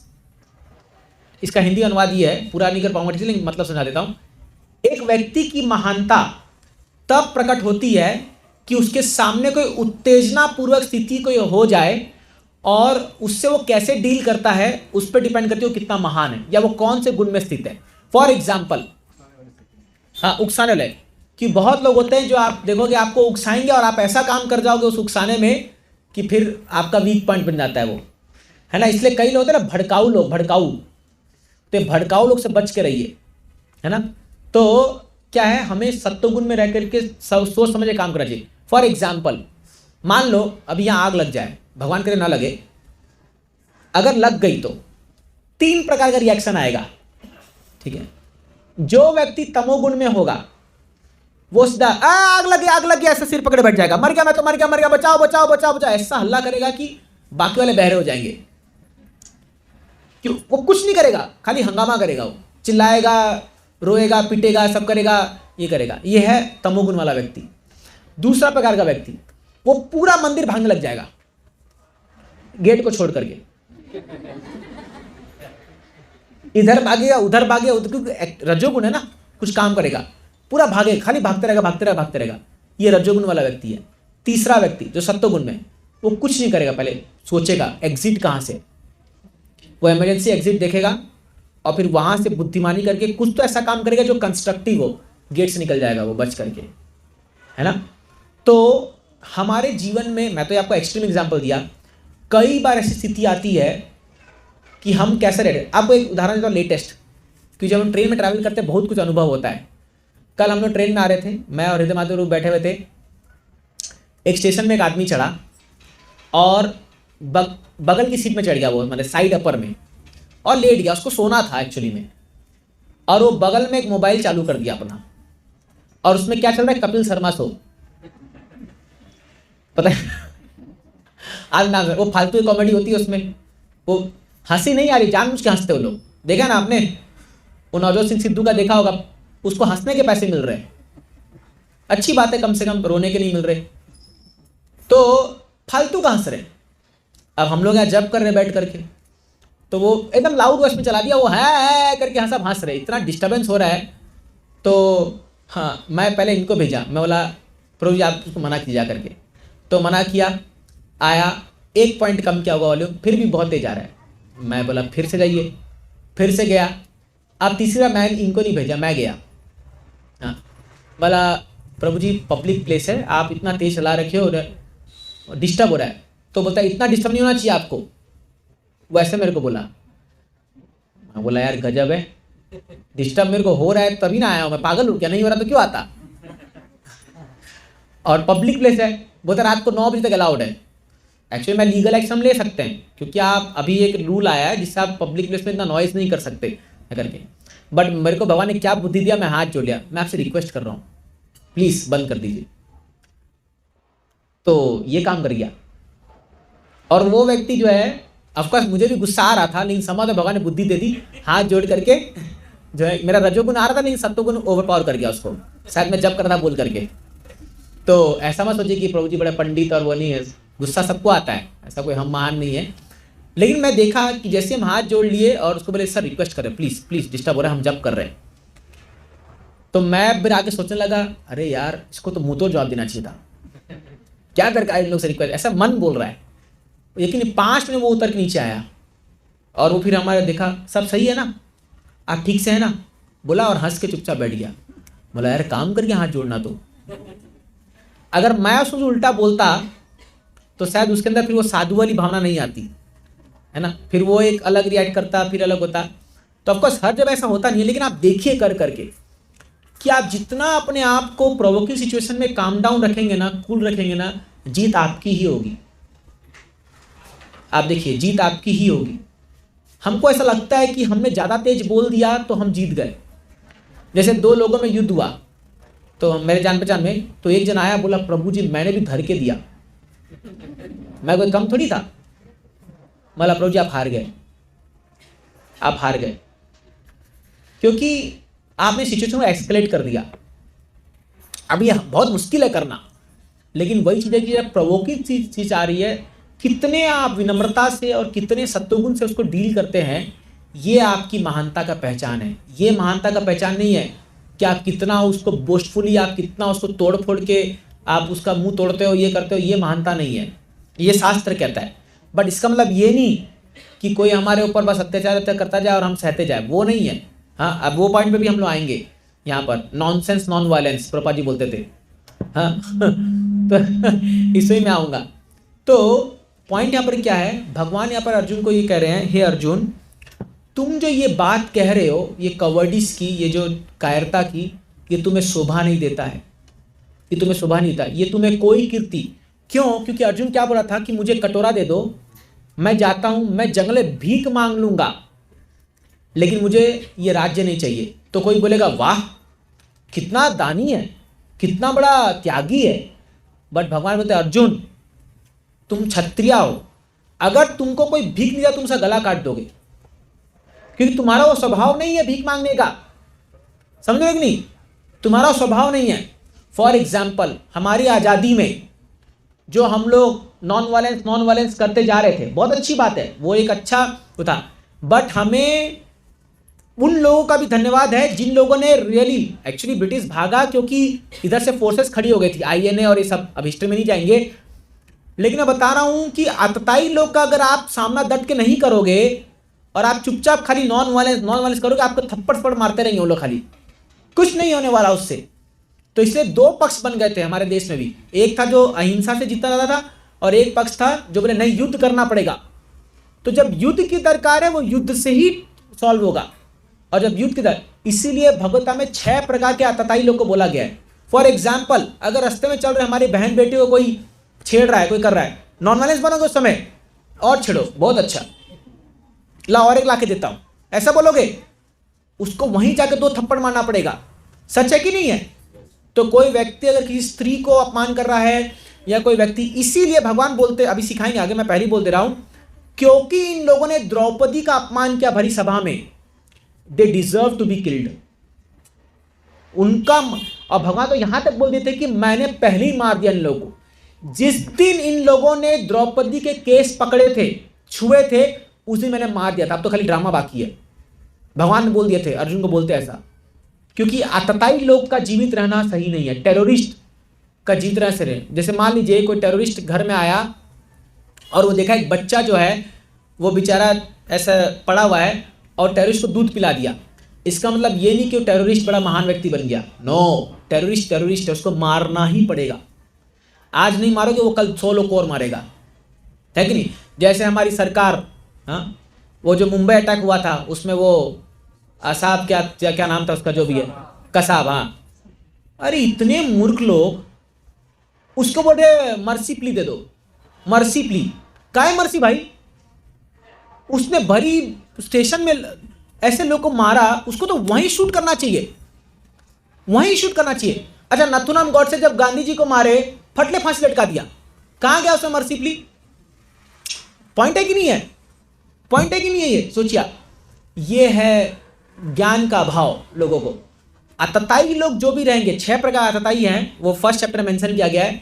जैसे कोई अगर किसी के घर को आग लगाए, किसी की पत्नी को बुरी दृष्टि से देखे या परेशान करे, किसी की प्रॉपर्टी हड़प ले, किसी पर मर्डर का अटेम्प्ट करे, ऐसे 6 प्रकार लोग बताए गए, उनको तुरंत मार देना चाहिए, उस पर कोई पाप नहीं लगता, उनको तुरंत मार सकते हैं, पाप नहीं लगता। ऑफकोर्स अभी जुडिशरी सिस्टम इसको नहीं मानेगा, तो ये बोल के आप गीता बोल के अभी हम, क्योंकि वो लॉ नहीं बना है कि चला आप बोले अरे तेरी मेरे घर पे आग लगा ले तेरी हरी बोल, no we can't do that, but शास्त्र दृष्टि से उसको पाप नहीं लगता।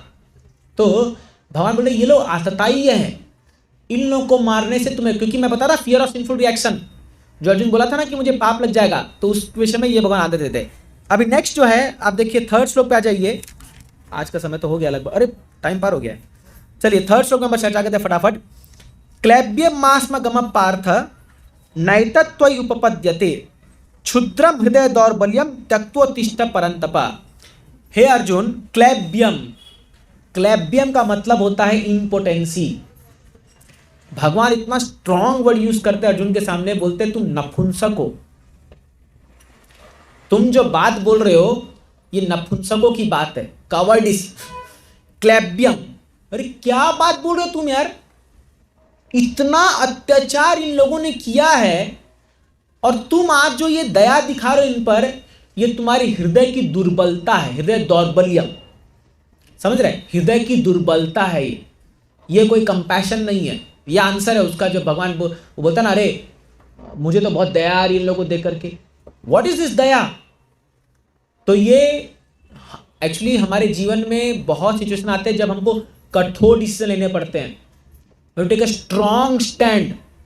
जैसे मैं कई बार एग्जांपल बोलता हूं कि अगर आपके शरीर में कोई बॉयल हो जाता है, कोई फोड़ा, तो उस फोड़े को फूंक मार मार के बचा के रखोगे, एक दिन फूटेगा ना, बहुत दर्द देगा। मेरा ऐसा हुआ था, उसको निकालना ही पड़ेगा। अगर आपके शरीर में कोई कैंसरस ऑर्गन हो गया, अगर आप सोचोगे बस नहीं रहने दो मेरा ऑर्गन है शरीर का, अरे डॉक्टर बोलेगा मर जाओगे, इसको निकाल के फेंको। इसलिए समाज में अगर एंटी एलिमेंट घुस रहे हैं, उनको निकाल के फेंकना ही पड़ेगा, ये बहुत जरूरी है। आप देखोगे भारत पे जो कब्जा हुआ ये इसी वजह से हुआ। आप एक थोड़ा सोचिए, पूरे इतिहास को खंगाल के देख लीजिए, आज तक आप नहीं पाओगे भारत ने किसी दूसरे देश पर इन्वेजन किया हो या कैप्चर किया हो, कभी देखा है? कभी नहीं देखा, कभी सुना होगा। और भारत पे कितनों लोगों ने आक्रमण किया आप देख लीजिए। जिसको भारत ने पनाह दी वही उसका दुश्मन बन गया, समझ रहे? तो पॉइंट यहां पर ये बात बता रहे हैं कि जिस स्थान, इसलिए प्रभुपाद जी बोलते थे, इवन गांधी जी के भी आंदोलन में प्रभुपाद जी बोलते थे, this is nonsense non violence. मैं बहुत कड़क शब्द यूज कर रहा हूं। बोलते थे कि your non violence will not help you. और आपको पता है शीला प्रभुपाद जी ने गांधी जी को एक पत्र लिखा था, क्योंकि वो गांधी जी गीता लेके घूमते थे, भगवत गीता, और प्रभुपाद जी ने लिखा था कि गांधी जी आप गीता तो लेके घूम रहे हो लेकिन आपको गीता के बारे में कुछ नहीं पता है। अरे भगवान ने अर्जुन को बोला भाई तुम पर वो इन्वेजन करे, तुम्हारा अधिकार है रूल करना, तो तुम युद्ध करके छीनो, वो तुम्हारा अधिकार है। पर आप दुनिया को क्या सिखा रहे हो? और गांधी जी को बोला था कि गांधी जी एक दिन आएगा जब आपके ही लोग आपको मार देंगे। आप जो ये सोच रहे हो कि आप इंडिपेंडेंस के बाद सब कुछ शांत हो जाएगा, नहीं, ऐसा नहीं होगा और हिंसा फैलेगी। प्रॉपर लिख दिया था पत्र में, आप देख सकते हो। ये सतस्वरूप महाराज की किताब में आप देख सकते हो, हमारा जो लीलामृत में लिखा हुआ है ये चीज, वो पूरा लेटर लिखा हुआ है। और वही हुआ जिस दिन इंडिपेंडेंस हुआ और जब पार्टीशन हुआ तो गांधी जी बोले, I am the most saddest person in this world. मैं सबसे दुखी इंसान हूं इस दुनिया का। क्योंकि मैं आपको बता रहा था शुरू में, कुछ चीजें हमको लगता है ये सही है, मॉरली सही लगता है, बट वो धर्म नहीं कहता, वो चीजें शास्त्र बातों को नहीं कहता। इसलिए अगर हम लोग शांत बैठ जाएंगे, अपने धर्म को प्रचार नहीं करेंगे, अपना ये आप मत कीजिए, कोई फर्क नहीं पड़ता। दूसरे वाले आएंगे, आपके धर्म परिवर्तन करके चल जाएंगे, खत्म करिए, एक क्रॉस लटकाएंगे, एक टोपी पहनाएंगे, काम खत्म। यस, मत करो प्रचार, मत बांटो गीता, मत पढ़ाओ गीता। क्या होने वाला, यही होने वाला है, बैठे रहो चुपचाप से। और यही हुआ है हमारे समाज में। जैसे फॉर एग्जाम्पल थोड़े पॉलिटिकल चीजें आ रही, क्योंकि पॉलिटिकल चीजें ये है ही Gita is for that. Kashmiri Pandit, Kashmir से, उनको कश्मीर को क्या बोलते थे, जन्नत बोलते थे इस देश, इस भारत का। अभी जन्नत नहीं, वो खून का सैलाब बन चुका था वो, मतलब आए दिन गोलियां, आए दिन बारूद, आए दिन ये। हाँ, उनके रहने वाले लोगों को खदेड़ के निकाल दिया। आप सोच सकते हो, उनके घरों पर लिख दिया गया, रातों रात लिख दिया गया, सब छोड़ी। आप हम सब तो इसके भुगतान नहीं है, लेकिन हमारे मंदिर में कुछ भक्त हैं जो कश्मीर से हैं, वो बताते हैं। मैं एक पूछा था उनसे, बोले आप जानते भी नहीं हो कितना दर्दनाक था। सोचिए, रातों रात आपके घर में लिख दिया जाए, कल सुबह खाली कर दो घर को, क्या तो लेके जाओगे, क्या नहीं लेके जाओगे। और उस ऊपर से क्या, मैं एक डॉक्यूमेंट्री देख रहा था, उसमें बता रहे थे, उनको बोला गया कि ये जो तुमने खरीदा है यहाँ, ये कश्मीर की प्रॉपर्टी है, तुम बाहर ले जा नहीं सकते इसको। मतलब आपने कोई गहना कश्मीर में खरीदा है तो वो गहना बाहर नहीं जा सकता, कश्मीर में ही यूज होगा वो, क्योंकि वो उसकी संपत्ति है। क्या नहीं इमेजिन, ये ऐसा हाल हुआ लोगों का। क्योंकि हम अब तक विक्टिम नहीं बने हैं तो हम लोग को इसकी खबर नहीं है, लेकिन क्या भरोसा नेक्स्ट नंबर किसका है। तो ऑफकोर्स मैं भड़काऊ स्पीच नहीं देना चाहता लेकिन मैं बता रहा हूं कि अगर हम अपना धर्म ठीक से फॉलो नहीं करेंगे, दूसरे तैयार है हमको बदलने के लिए। इसीलिए शास्त्र कहता है धर्म रक्षति इति रक्षति। आप धर्म की रक्षा करोगे, धर्म आपकी रक्षा करेगा। समझ रहे आप ये बात को? आप धर्म की रक्षा करोगे, धर्म आपकी रक्षा करेगा। आप धर्म को नकारोगे, एक दिन वो आप पर ही हावी हो जाएगा आकर के। तो इसलिए ऐसा दिन ना आ जाए, इसलिए हम लोगों से अपील करते हैं। श्रील प्रभुपाद जी बोलते थे कि हमें किसी से लड़ने की दरकार नहीं, हमें किसी को कन्वर्जन करने की दरकार नहीं है, हमें केवल अपने धर्म को पालन करना है। अगर हमारे ही लोग अपने धर्म में बहुत स्ट्रांग हो जाएंगे, मैं आपको यकीन देता हूं यहां बैठे हुए जितने लोग हैं, अगर वो लोग खाली गीता पढ़ ले तरीके से, मजाल है दुनिया कोई आदमी उनके सामने के खड़ा हो जाए और उनको धर्म परिवर्तन की बात सिखाए, सवाल ही नहीं उठता। ये है हमारा शास्त्र। तो इसलिए आप सबसे रिक्वेस्ट है कि गीता को पढ़िए, अच्छे से पढ़िए और पढ़ाइए लोगों को। ये सब जो प्रॉब्लम आ रही है केवल अज्ञानता की वजह से आ रही है। हमें अगर ज्ञान आ जाएगा और अगर हम सही से जान जाए गीता को, कोई प्रॉब्लम नहीं होगी। लाइफ इतना सिंपल बन जाएगा कि आपको कोई टेंशन ही नहीं होगा फिर। तो इसीलिए यहाँ पर अर्जुन को भगवान, अभी देखो कैसे धीरे धीरे, अभी मैं खाली 3 श्लोक लिया, अभी अर्जुन भगवान सरेंडर करेंगे। फिर भगवान इस चैप्टर का सांख्य योग 11 से लेकर 30 तक में आत्मा के बारे में बताएंगे। सबसे पहला नॉलेज जो भगवान देते हैं अर्जुन को वो है आत्मा के बारे में, क्योंकि भगवान अर्जुन का एक पैराडिम शिफ्ट कर देते हैं, मतलब शरीर की अवस्था से लेकर के आत्मा पे लेके चल जाते हैं। तो ये हम लोग आने वाले क्लास में चर्चा करेंगे इसके बारे में। तो आज यही है। अब मेरा आप सबसे रिक्वेस्ट ये रहेगा, घर जाकर के इन 3 श्लोक का तात्पर्य जरूर पढ़िए प्लीज। आपसे हाथ जोड़ के निवेदन है, क्योंकि श्रील प्रभुपाद जी के तात्पर्य जो है वो साधारण तात्पर्य नहीं है। उसके वजह से ही दुनिया में क्रांतिकारी हुई है। तो आप लोग तात्पर्य जरूर पढ़ेंगे और जो पॉइंट्स मैंने बोले अगर वो तात्पर्य से रिफ्लेक्ट होते बहुत अच्छी बात है। अगर मैं जो भूल गया आप उसमें से पढ़ेंगे, क्योंकि मैं पूरा तात्पर्य नहीं पढ़ पाया, समय नहीं है उतना हमारे पास, मैं थोड़ा सा फास्ट जाना पड़ेगा, हम एक श्लोक नहीं कर पाएंगे।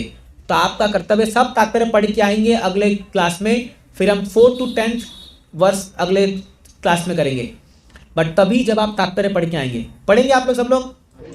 ठीक, केवल 3 श्लोक, ठीक है। 1 हफ्ता का समय आपके पास है। अगर रात को सोते सोते 1 श्लोक भी पढ़ लिया तो हो जाएगा आराम से। ऐसे करते आपको पूरा गीता पढ़ना है, तो आपको समझ में आएगा गीता में चल क्या रहा है ना। तो हम तरीके से, आज समय थोड़ा ज़्यादा हो गया, हम यहीं पर विराम देंगे। कोई प्रश्न है किसी का तो 5 मिनट लेंगे। उसके बाद हमारे 2 बच्चों का यहाँ बर्थडे है, आज वो बर्थडे सेलिब्रेट करेंगे, उनके लिए सुंदर हम केक लेके आए हैं, तो केक कटिंग होगा। फिर सबके लिए आज स्पेशल प्रसादम भी है, बट उससे पहले कोई प्रश्न उत्तर किसी का अगर है तो पूछ सकते हैं आप लोग। यस प्रभु जी, माइक दीजिए जल्दी। हरे कृष्ण प्रभु जी, धन्यवाद प्रणाम। जैसे आपने बताया कि मोड ऑफ पैशन, किस तरह से मोड ऑफ पैशन कई बार हमको ओवरकम कर लेता है, बट क्या हम मोड ऑफ पैशन, जैसे क्रांतिकारियों की बात हुई तो उन्होंने उस पैशन को देश में लगाया, देश की रक्षा के लिए लगाया, तो कहीं कहीं ऐसा तो नहीं है कि हम मोड ऑफ पैशन को हम इग्नोर कर रहे हैं, जबकि हम उसका पॉजिटिव यूज कर सकते हैं अपने काम में या अपने सर्विसेज में? करेक्ट, जैसे हनुमान जी लंका को चलाया, तो मोड ऑफ पैशन प्रभु जी आपको चाहिए, but mode of passion should be guided by सत्वगुण। गाइडेंस सत्वगुण में होना चाहिए और काम पैशन में होना चाहिए। जैसे आप बता रहे, अभी हम लोग जो प्रचार करते हैं, अभी हम लोग इतना कीर्तन करते हैं कि इसमें पैशन चाहिए, नहीं तो हम कहाँ से इतना उछल कूद करेंगे, हम वो करेंगे। अभी हम लोग जहाँ से आ रहे हैं, हम लोग 12 किलो का प्रोग्राम करके आ रहे हैं अभी रामनवमी का, 1000 यूथ लोग थे वहाँ पर, हमने इतना नचाया उन लोगों को, तो वो कुछ लोग आके हमको बोले प्रभु जी इतनी एनर्जी कहाँ से आ रही है आपके अंदर। तो फिर हम अपने रजोगुण को ऐसे इस्तेमाल कर रहे हैं। अभी इतना भागा दौड़ी, अभी मैं 4 बजे तो पहुँचा हूँ यहाँ मुंबई में, और तुरंत अभी फिर क्लास के लिए आ गए। तो रजोगुण चाहिए, बट वो रजोगुण हमारा डायरेक्टर होता है गीता के से। आप जब गीता पढ़ेंगे तो आपको एक डायरेक्शन है कहाँ रजोगुण लगाना है, तब आप लगा पाओगे। बट खाली रजोगुण है और नॉलेज नहीं है तो उस आग लगे हुए व्यक्ति की समान हो जाएगा, भागते रहोगे खाली। इसलिए आप देखते हो कुछ लोग हैं जो लोग बहुत सारा काम करते हैं, इधर भी काम कर लिया, इधर बिजनेस खोल दिया, इधर कर दिया, सब में फेल मार जाते हैं, कोई गाइडेंस नहीं है। वैसे उनको बोलते हैं एक जगह ध्यान लगाओ, एक जगह ध्यान लगाओ, तो क्या आप 10 जगह मारोगे, हाथ पाँव मारोगे, बट आपका गाइडेंस नहीं है प्रॉपर, फेल हो जाओगे, फेल हो जाओगे। इसलिए आप देखिए कुछ लोग होते हैं, एक बिजनेस स्टार्ट किया, एक महीना में रिजल्ट नहीं आया, बंद करो, दूसरा, तीसरा, चौथा, 5वां। अरे भाई थोड़ा थ्यावस रखो, थोड़ा पेशेंस रखो, कुछ चीज़ें बाद में रिजल्ट देती है, समझ रहे ना। तो इसीलिए अगर मान लो अभी कोई माता है, वो प्रेग्नेंट हो गई, बोलेगी बच्चा क्यों नहीं हो रहा जल्दी से, अरे 1 महीना हो गया अभी तक बाहर नहीं निकला। अरे गजब है, मैं प्रॉपर एग्जाम्पल देता, मैं नहीं दे रहा हूँ, ये बुरा मत मानिएगा। 9 महीना उसको वेट करना पड़ेगा, 9 महीना वेट करना आसान नहीं है, उनको पूरा केयरफुली बहुत सारे प्रिकॉशंस फॉलो करने पड़ते हैं। डॉक्टर बार बार चेकअप ले जाओ, बार बार दिखाओ, बार बार करो, तब जाकर के वो बच्चा पूरा प्रॉपरली, और उसमें भी अगर 1 आध महीना पहले हो जाए तो और टेंशन, मतलब उसमें गिर जाए, समझ रहे। तो मैं पॉइंट बोल रहा हूँ कि पैशन है वो अच्छी बात है, बट अगर वो सत्वगुण से गाइडेड नहीं है तो वो विनाशकारी हो जाएगा, वो विनाशकारी हो जाएगा, समझ रहे। जैसे फॉर एग्जाम्पल पैशनेट होकर के लोगों ने बॉम्ब तैयार कर दिया, जैसे आपको बता रहा हूँ एग्जाम्पल, एल्फ्रेड नोबल, ये नोबल ने डायनामाइट बनाया था। जब बनाया ना तब इसके बुद्धि पड़ी, अरे बाप रे इससे तो विनाशकारी हो जाएगा, सर्वनाश हो जाएगा लोगों का, और वही हुआ। वर्ल्ड वार 2 में ये डायनामाइट का यूज़ हुआ और बहुत लोग मरे पूरे दुनिया में। तब इसने बोला कि जितना पैसा मैंने इससे कमाया है वो सब नोबल पीस प्राइज में लगा जाए, इसलिए नोबल प्राइज बोलते हैं ना, जो वो उसी ने स्टार्ट किया था कि शांति दूत जो बनेंगे उनको प्राइज दो, उनको मेरे तरफ से पैसा दो शांति लाने के लिए। तो पहले तो अपने रजोगुण में आकर कर दिया, हाँ, और फिर बाद में पछतावा चिड़िया चुग गई खेत। तो इसलिए रजोगुण हमेशा सत्वगुण से गाइडेड होना चाहिए। इसीलिए समाज को ब्राह्मणों को चलाना चाहिए बुद्धिमानी से। There has to be a dictator चलेगा, अभी डिक्टेटर सब बहुत फेमस हो रहा है पूरे पॉलिटिक्स में। तो किसी ने प्रभुपाद जी को पूछा था कि आपको अमेरिका का अगर डिक्टेटर बना दे तो क्या करोगे, बोले मैं उसका एडवाइजरी बनूंगा। ब्राह्मण लोगों का काम है गाइडेंस देना और क्षत्रिय का काम है रूल करना। तो इस्कॉन जो है वो ब्राह्मण समाज बना रहा है, मतलब खाली नाम के वाले नहीं, 5 चबाने वाले ब्राह्मण नहीं, रियल ब्राह्मण, ज्ञान वाला, चाणक्य पंडित जैसा ब्राह्मण। देखिए बेस्ट एग्जाम्पल चंद्रगुप्त मौर्य, चाणक्य ने गाइड किया, पूरा रूल करने लग गया चंद्रगुप्त मौर्य ने, लेकिन खुद चाणक्य पंडित ब्राह्मण थे, उनको पोजीशन में नहीं बैठाना। इसलिए समाज में इसकी बहुत दरकार है, ज्ञानवान लोगों की दरकार है, स्ट्रैटेजिस्ट लोगों की दरकार है। आपको क्या लगता है ये मंत्री लोग सब काम करते हैं, मैंने प्रभु जी यहाँ बैठे हुए हैं मंत्री लोग के पीछे IAS लोग रहते हैं जो दिमाग लगाते हैं, है ना, जो लोग वो लोग प्लानिंग करते हैं, वो लोग स्टडी करते हैं। मंत्री फेस होता है, वो समाज में ना फेस चेहरा, is the public face, but पीछे कौन बैठा हुआ है? पीछे बुद्धिवानी जी लोग They बैठे give the vision actually. Modi Vision. जी ऐसे विजन देते हैं. हाँ। But execution team is different. Different. कितना काम करते हैं वो लोग, तो इसलिए समाज में ऐसे लोग की बहुत दरकार है, समझा? तो उनको सत्वगुण होना बहुत जरूरी है। अगर वो लोग रजोगुण में आ गए तो तबाही मच जाएगी, समझे? तो तबाही मच जाएगी। ओके, कुछ और पूछना है किसी को? फाइन, चलिए। तो प्लीज मेरा रिक्वेस्ट, आप क्लासेस मिस मत कीजिएगा।